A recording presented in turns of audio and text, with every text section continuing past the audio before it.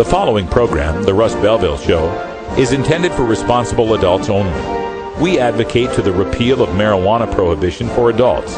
We discuss the science, culture, and controversy about America's marijuana laws. We do not advocate any illegal activity and encourage all listeners to learn their state and federal marijuana laws. Opinions and claims made by guests and advertisers on The Russ Belville Show are their own, and The Russ Belville Show cannot be held legally responsible for their validity or reliability. Viewer discretion is advised. You take a seed, you plant it, you grow it, you dry it, you roll it, you smoke it. You take a seed, you plant it, you grow it, you dry it, you roll it, you smoke it, and it goes down smooth. Hey! Spanning the continent to bring you the truth about cannabis and marijuana law reform. I smoke pot and I like it a lot. From the promise of legalization. And I think that we think it can criminalize To the agony of prohibition. One major responsibility is to encourage people to use less drugs. The Russ Belville Show, the voice of the marijuana nation.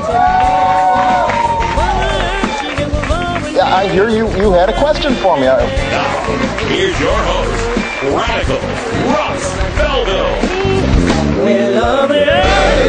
Tokeheads, and welcome. It is Monday, April 15th, 2013, and it's got to be 420 somewhere in the world. Coming to you under the worst of circumstances, America is reeling from explosions that have gone off at the Boston Marathon. If you're just getting onto the internet and haven't heard the news, 2 explosions happened at the Boston Marathon about an hour ago. 2 explosions about 2 blocks apart at the finish line of the marathon, about 15 seconds apart. Some reports on Fox News about the bombs containing ball bearings made for to hurt people, of course. 2 dead, 23 casualties, 23 injured at this point, watching the live feed here from CBS here in the studio. So we will completely understand if you want to drop this feed and go to your TVs and find out what's happening on the news right now. This is, of course, history. I will continue with this show. For some of you who may not want to have to sit and watch that for the rest of the day, we'll have some marijuana news for you, and also for our replays coming up. On today's show, we have Charmie Gholson from the Michigan Moms United to End the Drug War. She'll be joining us. She's also the editor of the Midwest Cultivator. She'll tell us what happened at the Hash Bash and what her plans are with her groups for Michigan and the future. Also, for our Behind the Headlines segment today, we've got an exclusive. I got my hands on a copy of that warrant that was served to the Oregon Medical Marijuana Program. I'll give you some of the information from that warrant in our Behind the Headlines segment. Also, we're continuing with Cheech and Chong Week, brand new music from the Cheech and Chong animated movie musical soundtrack album. Today, of course, is Roots Monday, so we've got a blues tune from the new Cheech and Chong album. Brand new music, Medical Marijuana Blues, coming up at 20 after. Big thanks to Cheech and Chong for allowing us to play this. You can find out more about the movie at cheechandchonganimated.com. Also on today's show, we'll have time for a radical rant. There's a new member of Project SAM, Smart Approaches to Marijuana, who posted the reasons why marijuana isn't medicine in the Huffington Post. I'll take some time to debunk all of those. It's pretty standard Project SAM stuff, but good for us to go through it once again. Before we get to all of that, we've got our 420 radio news, though. Information coming from a bunch of states. Vermont's House has approved decrim. New York's medical marijuana bill is coming up for a vote pretty soon. A bill in Arizona for packaging of edibles hits a snag. Canadian kids smoke the most pot in the world. And LA ballot initiatives to clear up the dispensaries. We'll talk about all that and more coming up here on The Russ Belville Show. It's simply business, you know why they won't let us grow. It's simply business. We'll be right back after these messages from our 420 friendly sponsors. Support these advertisers because their ad money goes straight to the Russ Belville Show.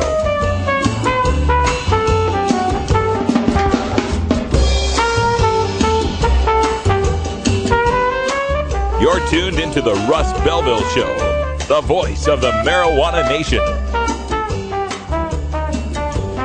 It's simply business. It's simply business. It's simply business, you know why they won't let us grow. simply business, you know why they won't let us grow. It's simply business. What's happening, funky brothers and soul sisters?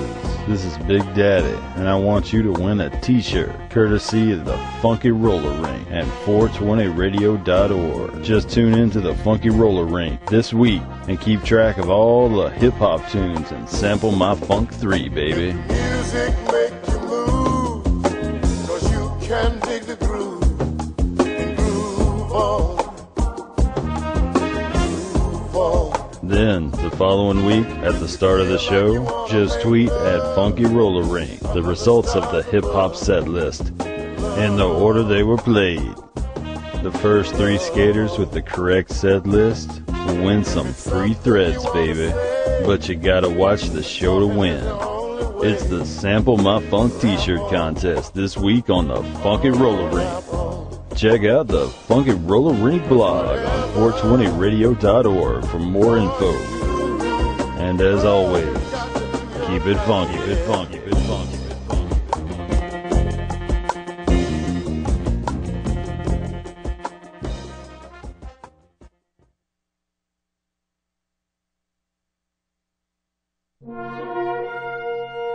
Hi, this is Dan Michaels. If you're looking for professional voice talent for your commercial or podcast, I'm your man. Visit danmichaelsaudio.com for more information.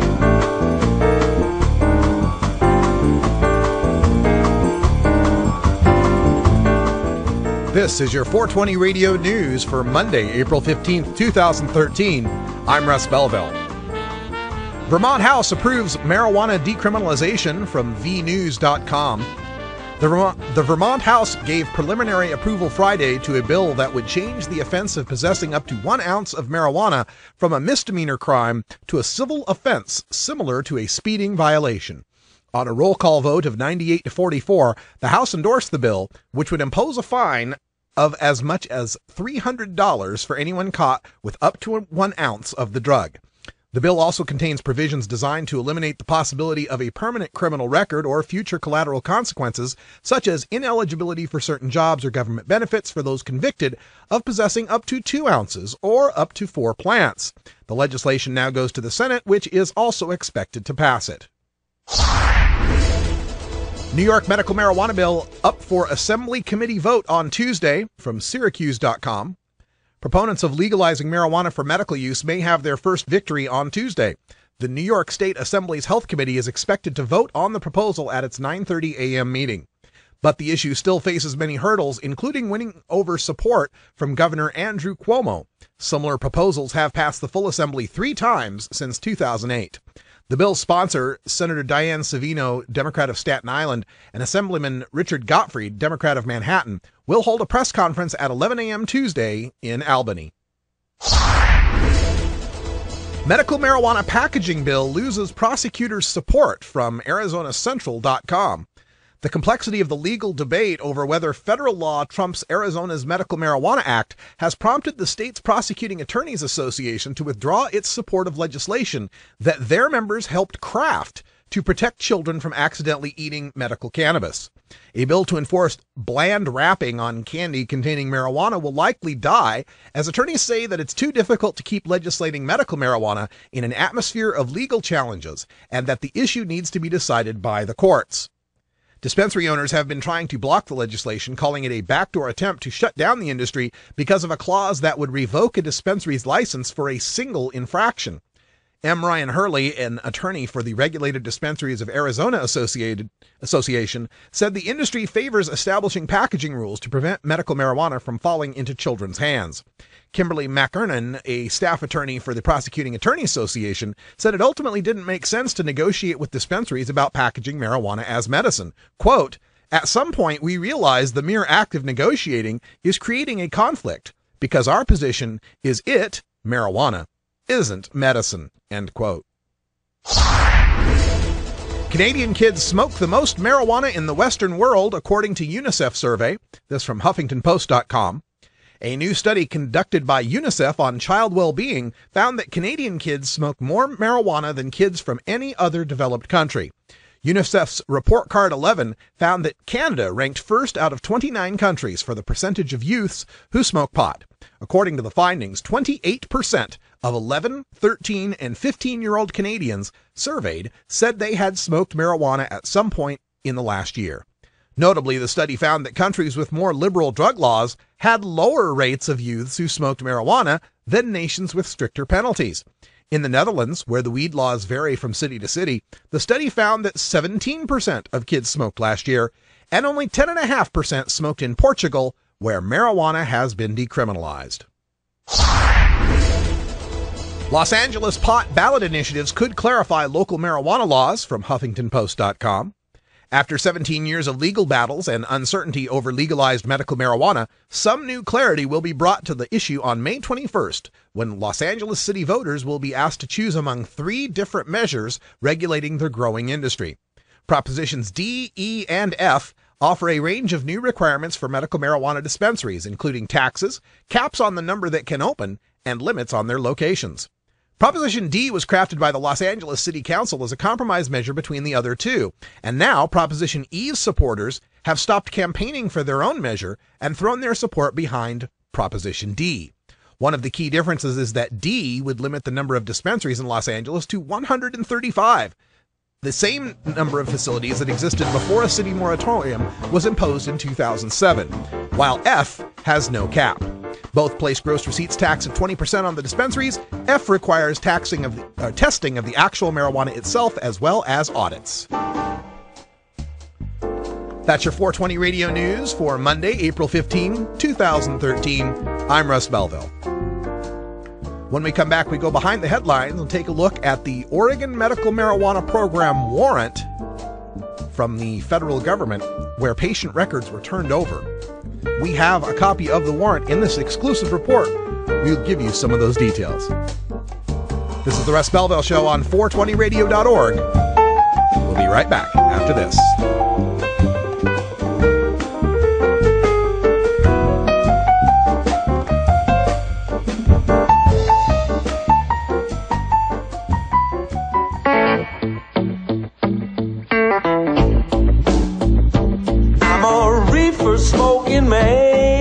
Wood Pipe Smoke Shop and Speakeasy is your source for cannabis community gear in southern Wisconsin.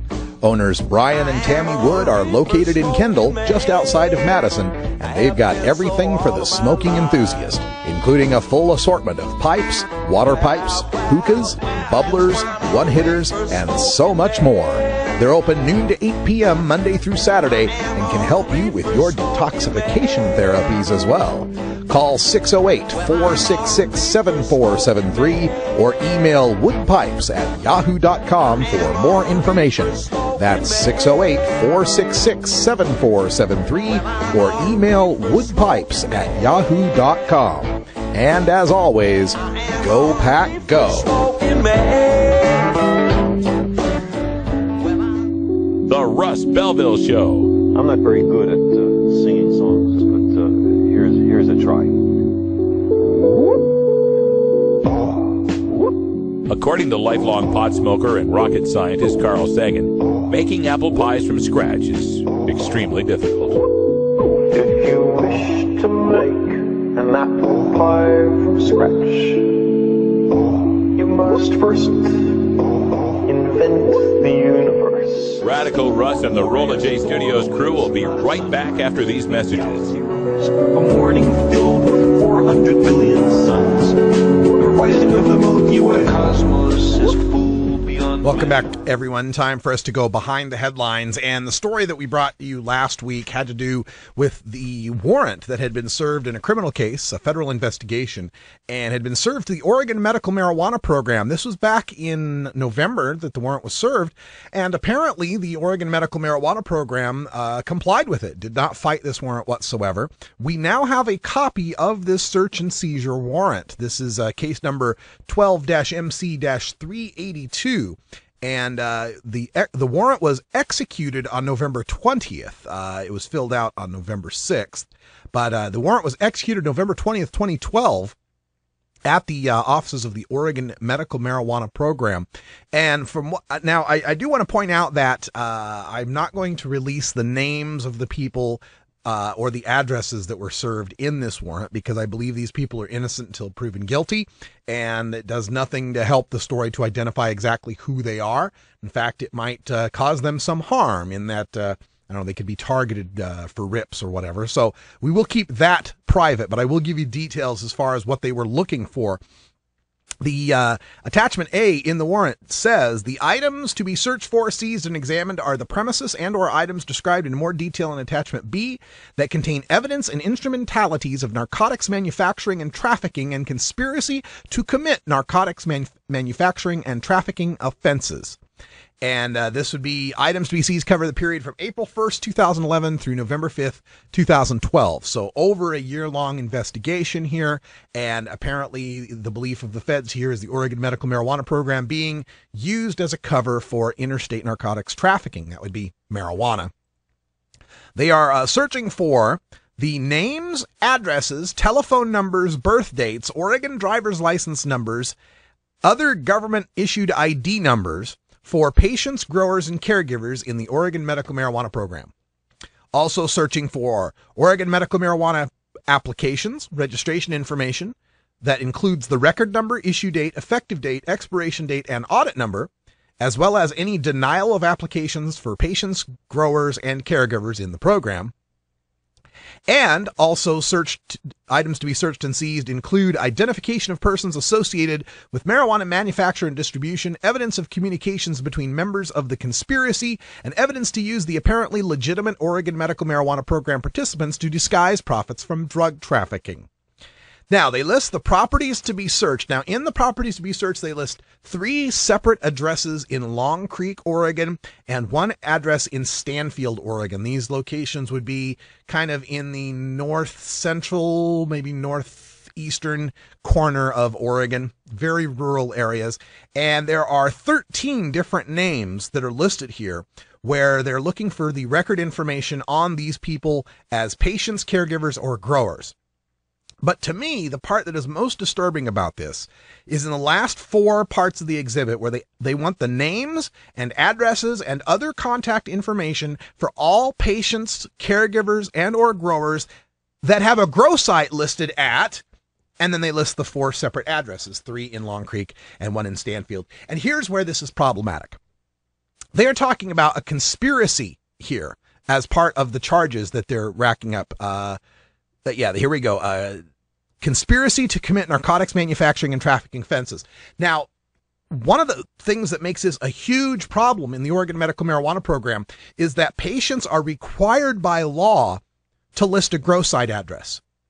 Even if they're not growing marijuana, they're required by law to list a grow site address. Even if they don't have a grower, they're required to list a grow site address. So, this has been known, people will list the address of a city park or city hall or the sheriff's house, because you can put down any address so long as it's in Oregon and you're indicating that will be the place you will grow marijuana plants if you're ever going to grow marijuana plants. So we have a situation here where the 13 people they're looking out after here, and again, speculation at this point, we have no evidence, but if indeed they are growing and trying to use patient cards to cover their numbers, to cover their grow numbers, this may be involving people in a conspiracy who have no idea that they're being involved in a conspiracy. These may be people who are just putting down an address because a friend told, put down Bob's address, put down Joe's address, they'll be fine. And they have no idea that this is going to get them sucked into some sort of federal investigation. And this will have a chilling effect on the Oregon Medical Marijuana Program, as the next few people who are already jumping through the exorbitantly high hoop of a $200 fee just to register and another $50 to list a grower may not want to do that so much anymore if this shows that they can get sucked into some sort of conspiracy charge at a federal level. So I really hope that as this investigation continues, that we don't see innocent patients being pulled into this dragnet by the federal government, desperate to try to shut down, to try to stifle the Oregon Medical Marijuana Program, because that's what it seems they're trying to do. And very disappointed in the Oregon medical marijuana program for not fighting this harder, for not calling up attorneys to try to protect patient confidentiality, because that should be the most paramount thing they do. You'd think for $200 you could keep our name secret, huh? This is just another fishing expedition, another attempt to try to delegitimize medical marijuana leading up to the elections. Oh, have you ever met that funny reefer man? A reefer man. Have you ever met that funny reefer man? A reefer man. If he said he swam to China, he would sell you South Carolina. Then you know you're talking to that reefer man.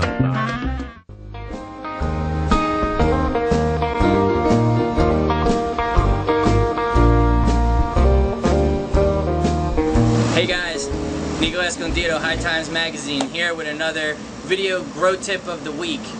We're here in a little hydroponic garden. It's a very manageable operation. Some of you might be doing something similar at home or thinking of it. And we just wanted to show you a little bit about the feeding system, the irrigation system, if you will, that they've implemented in this grow room. Because it's one of the more popular varieties these days. It's very simple. It's a top feed hydro system. And if you just look right down here in the pot, you'll see right at the top they're using top hatch spray emitters staked into the medium, and they just are fed by spaghetti lines, and they just do a little top feed. They just spray 360 degrees all the way around. It gets even penetration. And this grower, he does it very simply. They just water for about 2 minutes per day. That's all it takes, 2 minutes per day. They got 4,000 watts running in this room, and it's going to yield somewhere around 7 pounds. And they're using a nutrient line called Black Label Nutrients. It's very simple, and it's amazing that they get these yields. If you look, the NPK ratios are very low, and with a feeding regimen of only 2 minutes per day, but you still see the weight, the chunkiness of these buds. This is an OG pheno. It's in week 7. It'll go just past 60 days, I believe, and the yield is epic. So there you go. If you're thinking about doing some hydro, check out some top feed systems. Spray emitters are great. And you want to find a nutrient line that has a minimalistic approach. You know, something that's not going to clog up your spaghetti lines. It's going to get, you know, just the right amount of nutrients to the plants so that they're happy and healthy. And man, all I can say is I wish they were coming down today, but they're not. See you guys later. Nico out. Through the water, in the sky.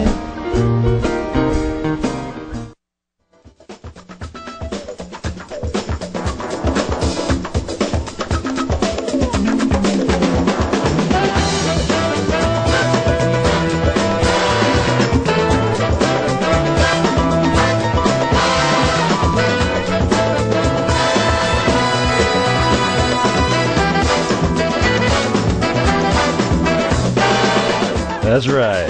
It's Big Daddy spinning the stacks of wax all night long over at the Funky Roller Rink, baby. Come on by.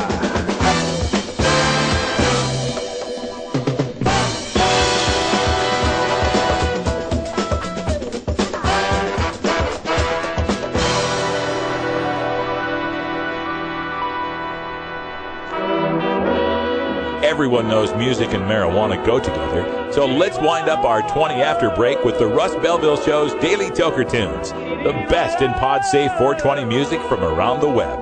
Today is Roots Monday, featuring the blues, country, folk, and jazz music that birthed the modern sounds we enjoy today. You can get downloads and more information about all our Daily Toker Tunes by visiting music.radicalruss.com. Now, sit back and enjoy your Daily Toker Tunes. All right, folks, we're continuing our preview of the new music off of Cheech and Chong's animated movie musical soundtrack album. We started this last Friday with the Cheech and Chong anthem for Rockin' Friday, and today, for Roots Monday, we've got a great tune, Medical Marijuana Blues, that we're going to debut here. This is all brand new music from Cheech and Chong. Their movie, the Cheech and Chong animated movie, debuts Wednesday at the Roxy Theater in Hollywood. It'll be coming out in limited release in just a few cities, the 18th through the 23rd. So over the next, the 420 weekend holiday, you can check out CheechandChongAnimated.com to find out if it's in a city near you, if you can attend a screening. And if it's not, well, just wait until next Tuesday, the 23rd of April, when it comes out on Blu-ray and DVD. And you can get your own copy of Cheech and Chong's animated movie. There's also a video for the Cheech and Chong anthem that features all sorts of great animated cameos from like Wiz Khalifa and Bill Maher and a bunch of people. You can also get a copy of this album. The Cheech and Chong animated movie musical soundtrack album is available on iTunes. It's also available on Amazon if you'd like to download your copy today, or just enjoy the previews we got for you all this week. We'll have them on Tuesday, Wednesday, and Thursday as well. Remember, no show Friday because I'll be flying off to Denver for 420. We'll be bringing you live coverage of the Denver First U.S. Cannabis Cup. It's going to be a wonderful thing. We got our volunteer tickets have all been emailed out. You'll see Rolla J there, Grey Wolf will be there, Lively Libra, Big Daddy Fink, Georgia Mom for Marijuana, all sorts of people that you've recognized from the chat room. You'll get to see them on our live stream. We'll be bringing you at least an audio stream. We're crossing our fingers and hoping we have enough broadband to get you the video stream as well. If not, we'll be posting live pictures and videos and all sorts of stuff on the Twitter accounts and Facebook and so all the places. So check that out. Let's turn things over now to Cheech and Chong. This is Medical Marijuana Blues off their new album.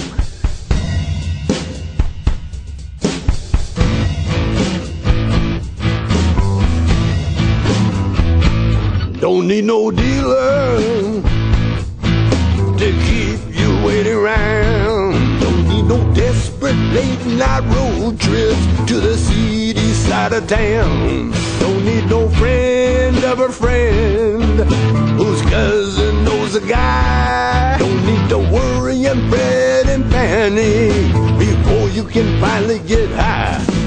'Cause boy, if you don't got that card, you won't get very far. 'Cause you got the medical marijuana blues. You say, doctor, help me please. Got a headache, I'm tired and stressed out, and I can't get back to sleep. You say, doctor, help me please. I'm hearing voices and I'm seeing things, and I need me a remedy. But boy, if you don't got that card, you won't get very far. 'Cause you got the medical marijuana blues. Oh, Blind, you got a doctor? Oh yeah, man, I got all kinds of doctors. Oh yeah? You just need money, you get any doctor you want, dude. What's a good doctor? Oh, I got Dr. Dre, you know Dr. Dre? Yeah, he got some good stuff, man. He'll make you feel good. Oh yeah. And Dr. Phil? Dr. Phil? Yeah, he'll get you all the pills you need. Oh, what about that Dr. Conrad Murray? Oh, that guy? Oh, man, stay away from that dude, man. He can't tell time with his shit, man. Oh, okay. No, I wouldn't go near that dude. Oh, well, what's the Dr. Dre? Yeah, Dr. Dre, yeah, you can't hang with him. You say, doctor, help me please. I got acid reflux and my feet's hurt, and it's painful when I pee. You say, doctor, help me please. I'm a bipolar, impotent, paranoid wreck, and my friends think I'm a freak. But boy, if you don't got that card, you won't get very far.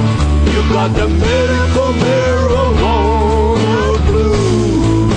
All right, Blind, let's go see that doctor then. Just a minute, man. Hey, help me out here. I made up my own card here. I want you to tell me if it's all right. Take a look at it. Is that right? Yes, that's a white man on this card. Yeah, well, that's okay. Yeah, I'm blind. They don't know the difference. You say Juan Lopez. But boy, if you don't got that card, you won't get very far. You got the medical marijuana blues.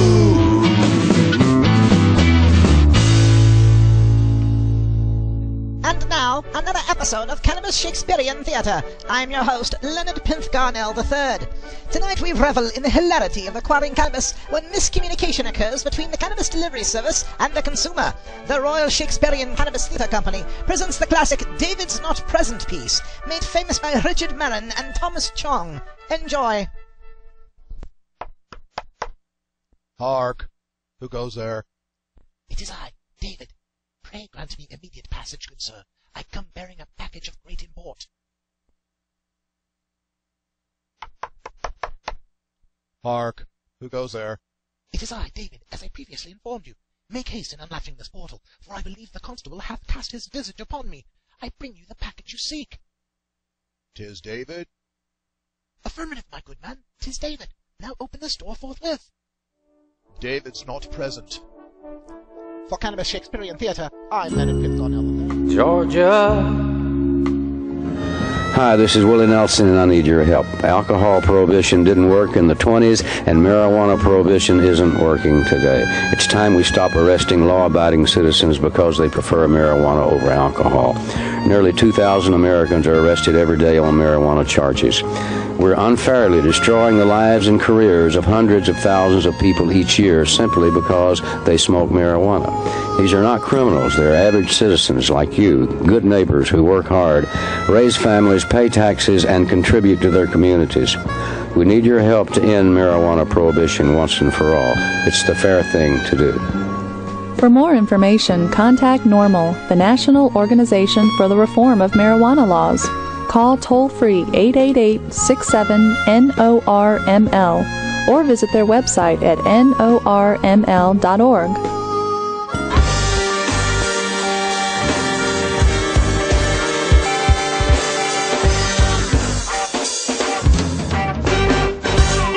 Activism begins with ACT. The Russ Belville Show features the stories of hardworking grassroots activists working for an end to prohibition in today's activist agenda. All right, welcome back, everybody. 31 past the hour, and it's time for our Listen to Your Mother segment, and time for me to get the automator to stop misbehaving. Time for our Listen to Your Mother segment, and joining us here by telephone, we've got Charmie Gholson, and I hope I'm pronouncing that right, Charmie.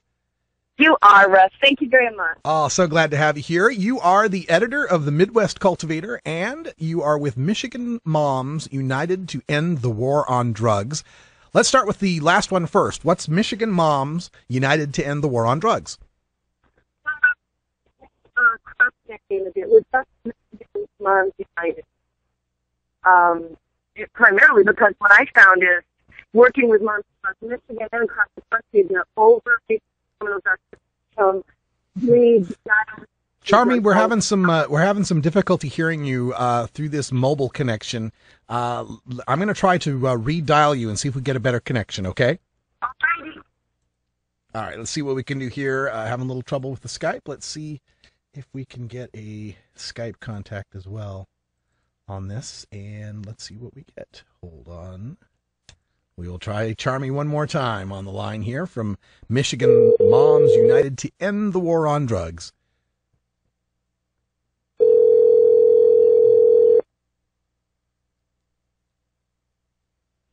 Hello. Hello, Charmie. That sounds a whole lot better. This is Russ. It sure does, mister. Thanks for calling back. So glad. So I was just opening up by asking you to describe for people what Michigan Moms United to End the War on Drugs is all about. When did you get started and so forth? Well, we just cropped the name recently. Michigan Moms United is our formal name now. It's really just a campaign. I call it the Campaign for Safety. Our mission, of course, is to educate the media, legislators, and communities about how the failed drug war intersects with and destroys families. And as you can imagine, that's quite an umbrella. Yeah. That would be covering a whole lot there. And, of course, also the editor of the Midwest Cultivator. Is this a print publication? I'm owner and editor of the Midwest Cultivator. We just put out a quick little bit at Hash Bash. So right now we're online primarily. You can find me on Facebook.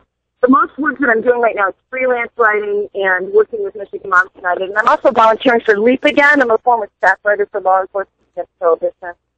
And I just started working with those guys again. Yeah, I just want to really focus on overall drug policy reform nationwide right now. Well, excellent. And, Michigan's a good place to be doing this. You just recently passed the Michigan medical marijuana law just a few years back, and there's always stuff going on with that. And I understand also the Hash Bash just took place, so all sorts of things happening there. What's happening for your groups as far as events that are coming up? Well, I was emceeing one of the co-organizers of the Hash Bash rally last weekend. Was it last weekend? It was April 6th, it seems years ago. And we had a fantastic turnout. We had legislators joining us this year. Representative Jeff Irwin stood in front of 5,000 people and said, I'm here. I believe we need to legalize marijuana. We had Ann Arbor City Councilwoman Sabra Breer, who also came and spoke. DJ Short was there at Rosenthal Dance Guy, who I think was voicing your promo when I dialed in, when you dialed me in. Dance Guy was there, and Mason Traverse. Oh, good. So I know we had a great lineup. We really did. And I attended a forum at Eastern Michigan University on Saturday for mass incarceration and privatized prisons. So that was really good to see here in Michigan. It was a diverse group. We had church leaders.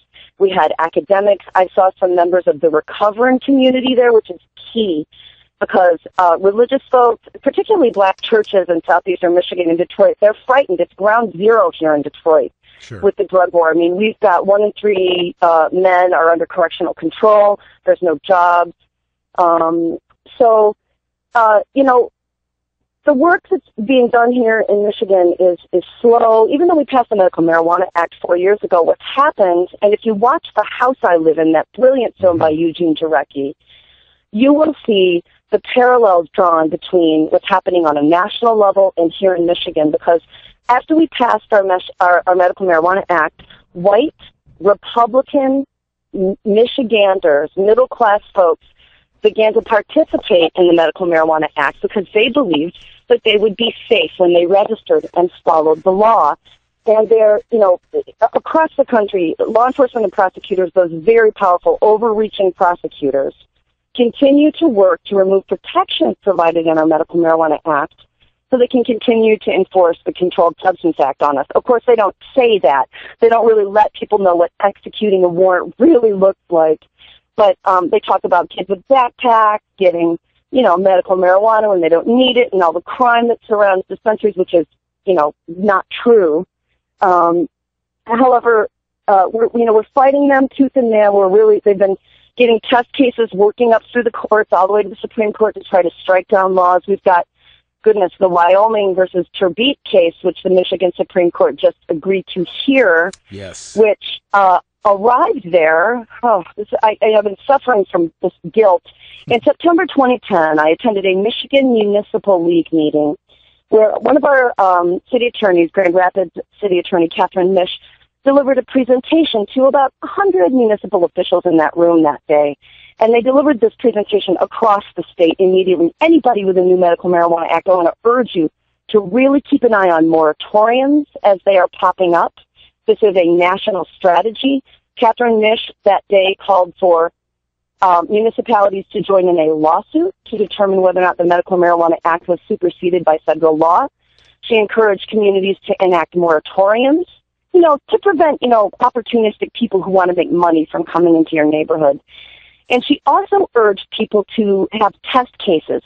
Our judges would get these cases in front of them, Russ, and they would say, this is legal now, and dismiss it. And then they would be appealed by prosecutors across the state, case after case.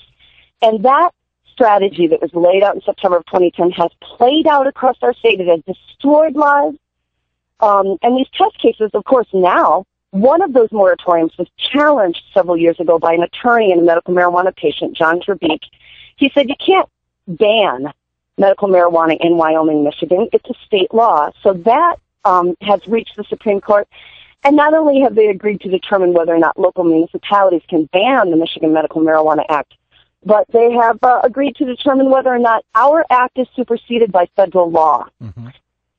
So, we're watching these things very, very carefully, and I know Catherine Misch has been consulting with the DEA. The ban that our municipalities are utilizing is a little phrase. It's an amendment to a zoning law that says you can't have purposes or businesses that goes against federal, state, or local law. And it was introduced by the DEA and early on after our law passed. So if your state, Massachusetts, these other states They're just now passing Medical Marijuana Act. You've got to get law enforcement. You've got to get leap speakers. You've got to get law enforcement people in there, educators, students for sensible drug policy. You've got to get people talking to your legislators and nip this stuff in the butt before they continue to wreak havoc on people's lives. Absolutely. So we're talking about, a nationally coordinated effort from ONDCP, DEA, drug... Oh, I'm sure. Yes, the DEA. They came immediately. The Michigan Townships Association had a forum early on. It was, I think, 2009 in the summer, and the DEA presented there, and they did their usual song and dance. Marijuana is not medicine. You can't smoke anything and have it be medicine, blah, blah, blah. And so they scared the bejesus out of these township officials, and they gave them this language, the little zoning amendment language, so that you can pass it on a small level and say, nope, we're not going to have anything that goes against federal, state, or local law. So I watched as owner and editor of the Midwest Cultivator, I watched these things pop up all across the state. And I just really, I've been thinking about writing about it lately and giving a handbook of sorts to other states and saying, watch for these things. Here's what we did that didn't work. Here's what we're doing that we think is working. If we can help in any way, let us know. And I'll tell you what, women are taking this lead. I'm working with lots of other moms. The wives and mothers of the men who are being arrested and persecuted and prosecuted are the ones who are raising their voices, Russ. Mm-hmm. They're tired of it. They're sick of watching this happen to their families. Yeah, and, I would think with, earlier on we were talking about the economic devastation of places like Flint and Detroit, and is any of the economic benefit of, dispensaries, of grows, or even moving further into legalization, is any of that sinking into some of these really, hard-hit areas in Michigan? Well, absolutely. For people who live on the earth here in Michigan, we can see that I knew hundreds of single mothers who worked on the front end of dispensaries. Michigan's economy has been very hard hit. And when people were opening up compassion clubs and dispensaries in their own grows, goods were shipped. Electricians and construction workers had jobs. We built buildings. We filled buildings that were vacant and blighted. Now, of course, one of the things that I learned when I worked for LEAP, and I had the absolute gift of working with those folks, was that enforcing our failed drug laws decreases public safety, right? Mm-hmm. We've all heard that. Now, Michigan, I'm fortunate that when I started poking around, Michigan actually publishes arrest rates per incident. So I've been looking at how effective these policies are in practice on the ground for the last couple of years and charting county to county, year to year. And it's recently we saw that arrest rates for marijuana have surpassed violent crime. And that's just so true here in Michigan. We arrest about 16% of the rapists. Michigan's a great place to live if you're a rapist, by the way, or a murderer, because we only arrest about 30 to 35% of the murderers as well. Arsonists, robbers, those sort of things are very, very low, below 50% on a very basic level. However, we've got an 85% rate for arrest and higher for drugs, and I just realized prostitution. Our prostitution rates for arrests are through the ceiling as well. You know why? You know why, Russ. Mm-hmm. Well, you get paid to make drug busts from the federal government, that's for sure. No, because what can police do if they catch you with a prostitute? Arrest you? They take your car. They forfeit your property. Oh, I didn't know they were doing that for prostitution now. Oh, they do it in Michigan. Wow. So I've been watching these arrest rates, and I noticed that the parallel between prostitution and drugs was very high. Mm-hmm. So, in Michigan, as you probably know, they can arrest you or they can take your property without filing charges or getting a conviction through civil asset forfeiture, and it's equitably shared. So the police take in your stuff, your widescreen TV, your humidifier, your car, and I've been doing these raid responses for the last couple of years and, just going and collecting data and sitting in people's living rooms who've had a Black Hawk helicopter land in their yard. And the guys with guns and masks get out and say, we're here to check your grow. So I've been also traveling to municipalities and giving them their local stats for crime and also giving them their asset forfeiture numbers. Here's how much money your guys are bringing into your asset forfeiture. Here's how much money the feds are giving these drug task forces to go get drugs, not rapists or murderers. And it's really like a secret weapon, Russ. It is. Mm-hmm. Because you can talk all day about how marijuana is safer or marijuana is dangerous. none of that matters when you look at the crime stats and you look at what enforcing the failed policy does to communities. Yeah, it's tearing us all apart. And Charmie Gholson is working on this with Michigan Moms United, editing the Midwest Cultivator. Let's give you a chance, because there's a lot of people in the chat room listening. They love what you're saying. They'd love to be able to get in touch with you. So do you got like Facebook, websites, emails, those kind of things? Yes, sir. OKISay at yahoo.com. It's OKISay, OKISAY at yahoo.com is my email. You can also find Michigan Moms United on Facebook. You can find Charmie Gholson on Facebook. I have two profiles. One's just for family, for my kids. I post pictures of my kids, and the other is work. So, if you send me a friend request, I send to both of them if you can, and I'll just approve the one. We will do. But I really appreciate being a guest on your show, Russ.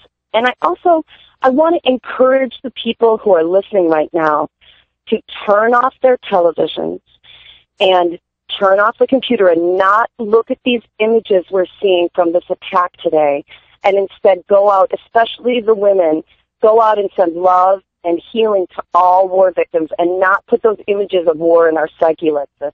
We have to combat it. I couldn't said it better myself. Thank you, Charmie, so much for joining us here on a sad day for America, but it's going to be better. We're going to take and learn from this and make it a better country. And Charmie, thank you for helping us make that. Thank you, sir. Have a wonderful day. All right, you too. When we come back, time for a Radical Rant. We got some Reefer Madness to debunk from the newest member of Project Sam.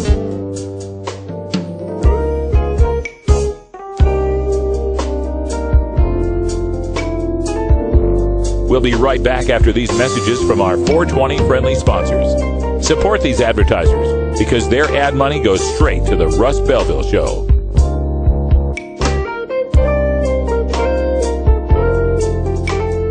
You're tuned into the Russ Belville Show, the voice of the marijuana nation.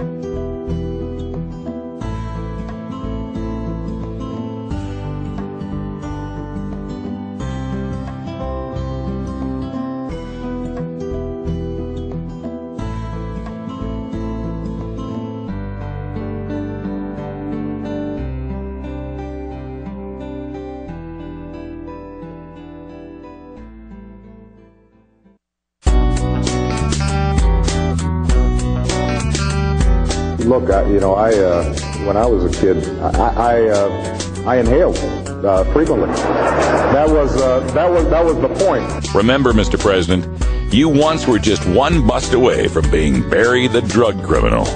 Life ain't a box of chocolates gum. That's why people smoke weed and take bumps and drink way too damn much. You want answers? I'm as mad as hell, and I'm not going to take this anymore. You want answers? You have offended my family. I think I'm entitled. You want answers? I want the truth. And you have offended a Shaolin temple. You can't handle the truth. Surely you can't be serious. I am serious. And don't call me Shirley. Radical Rant.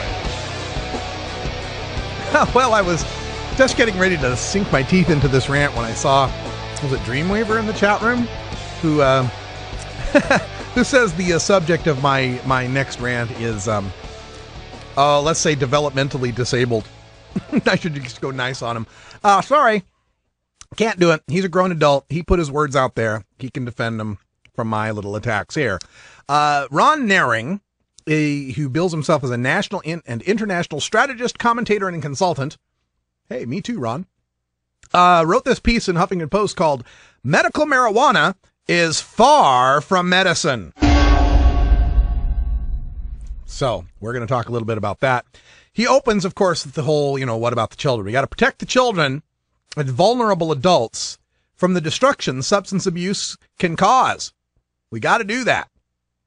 Not the alcohol and tobacco. We don't have to protect the adults from that.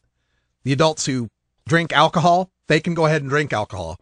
If they got a problem with it, we'll trust them to, enroll themselves into some sort of substance abuse or Alcohol Anonymous or something. We'll let adults deal with that addiction on their own. Other addictions, other drugs. No, we got to do it for them. So, of course, this guy is teamed up with Project Sam, smartapproaches.com, with Patrick Kennedy and David Frum. And he says part of the reason he wants to do this is to protect young people from drugs. Of course, it's always about the children. And to roll back recent advances by groups seeking to expand drug use through legalization. You know, this is one of the things that really pisses me off when I'm having to deal with these prohibitionists, is their idea that what I do as someone who believes in ending prohibition is designed to expand drug use. That I want to see more people using drugs. That it's my goal somehow that everybody should get high. And that's the furthest thing from the truth. I could give 0.2 of a tick turd whether you get high or not. I could care less. What I don't want to see happen is, based on your choices of how you getting high, the cops hauling you away in cuffs, breaking up your family, breaking down the door, firing their weapons, shooting the dogs. That's what I don't want to see happen. Whether or not you get high or not, that's your business. I mean, you could be drinking, you could be smoking cigarettes. Maybe you get a thrill by putting on one of those flying squirrel costumes and, dropping off of a mountaintop somewhere.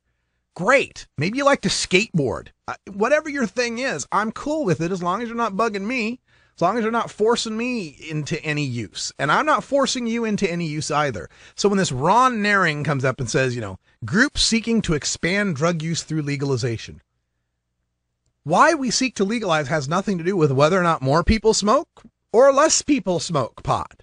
It has to do with, given that there will be people who smoke pot, should we throw them in cages for that? That's what it comes down to, Ron. And then there's this point that he brings up, and we're seeing this from all of the drug warriors. This is right out of Kevin Sabet's handbook. 1 in 6 people who try marijuana as a kid, even once, will become addicted to it.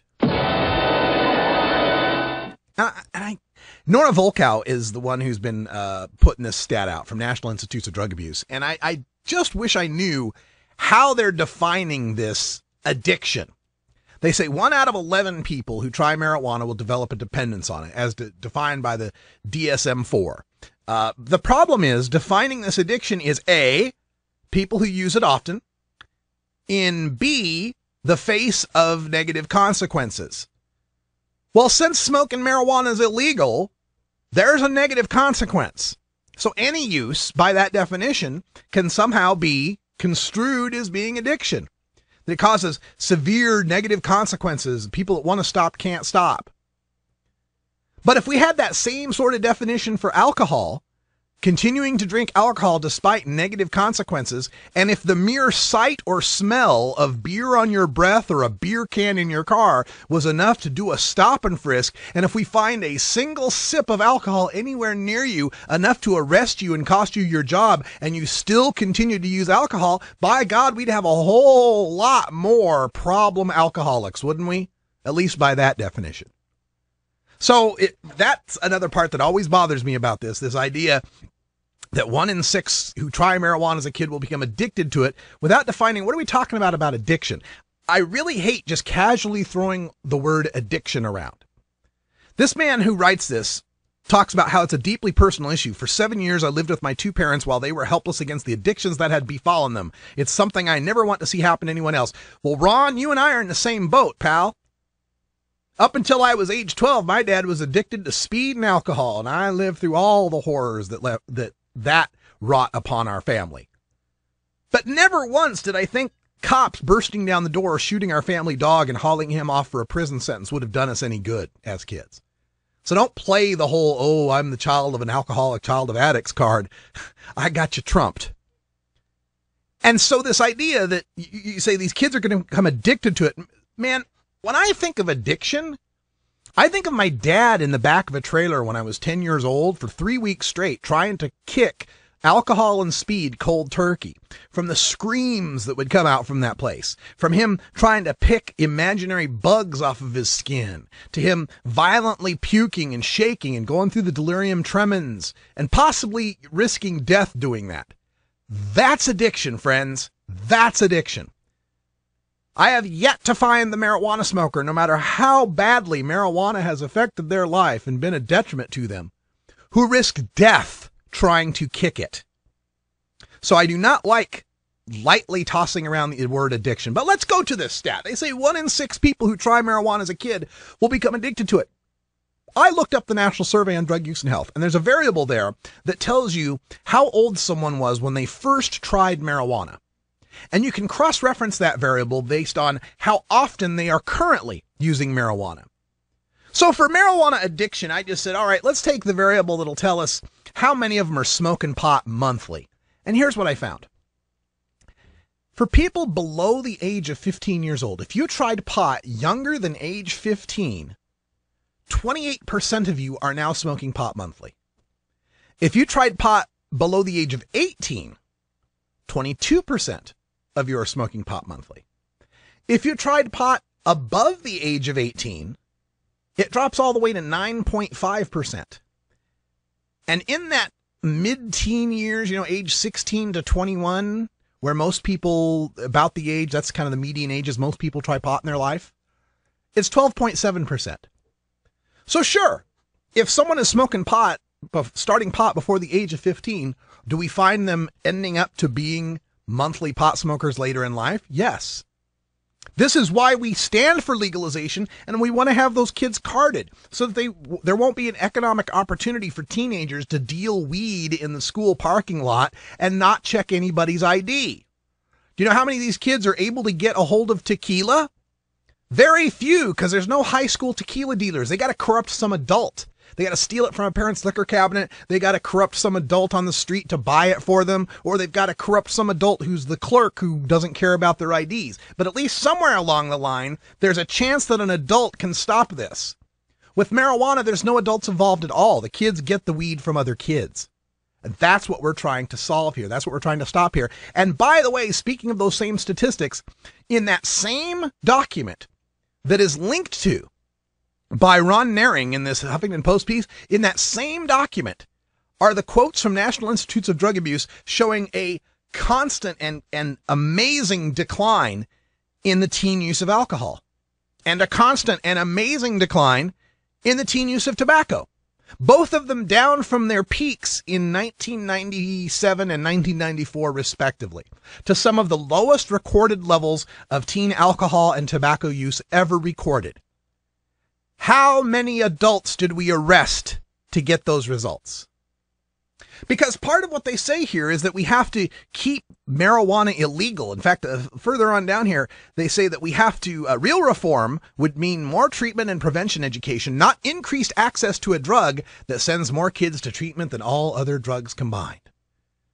Well, how much more access to alcohol and tobacco is there than there is to marijuana? And yet, the kids using those drugs have declined to their lowest recorded rates ever. You know why? Because through regulation, we were able to do strict ID carding for tobacco. We were able to put tobacco behind locked cabinets. We were able to make sure the kids couldn't easily steal it, shoplift it. We stopped the Joe Camel advertising. We seriously restricted all advertising on tobacco. And through all of that, we got teen smoking rates to their lowest rates ever. Ditto with alcohol. We had the move to raise the drinking age to 21 across all the states throughout the late 80s. We had increased campaigns, Mothers Against Drunk Driving, public service campaigns, Friends Don't Let Friends Drive Drunk, more education, and we got fewer kids to drinking alcohol without arresting a single person. Now he continues on with a whole lot of stuff. He's got the old, today's marijuana is 5 or 6 times stronger than it was in the 60s and 70s. You know how you know someone's lying when they tell you that? The ability to measure the strength of THC wasn't invented until the 1970s. So we don't know how strong the weed was in the 60s.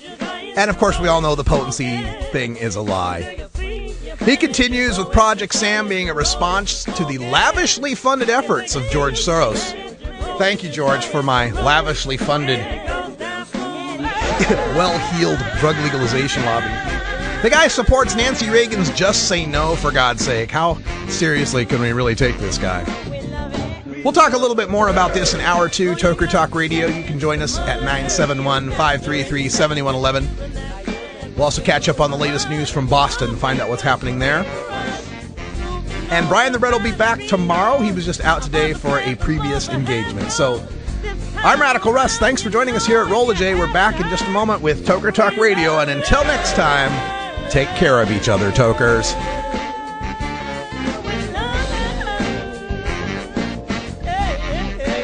This is the Russ Belville Show. The Russ Belville Show is blogging and podcasting daily at radicalruss.com.